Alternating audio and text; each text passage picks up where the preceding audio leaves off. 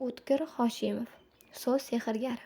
O'tkir Hoshimov o'zbek adabiyotining yorqin namoyandasi, xalqimizning qalbiga yo'l topgan mohir adib va jamoat arbobi.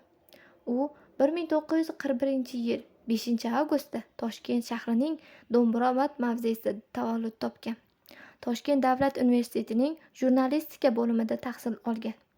Adibning ijod yo'li publitsistika va hikoyachilikdan boshlangan. Uning Cho'l havosi, bahor qaytmaydi, dunyoning ishlari, ikki eshik orasi, tushda kechgan umrlar, nur borki soya bor kabi asarlari kitobxonlar qalbidan chuqur joy olgan.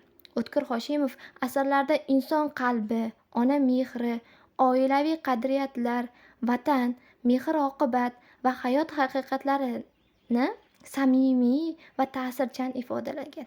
Ayniqsa dunyoning ishlari asarida ona siymosi orqali mehr, fidoyilik va insoniylikning yuksak qadri tasvirlangan. Adib nafaqat yozuvchi, balki tarjimon va jamoat arbobi sifatida ham samarali faoliyat yuritgan. Uning ijodi o'zbek adabiyotining bebaho xazinasidan munosib o'rin egalladi.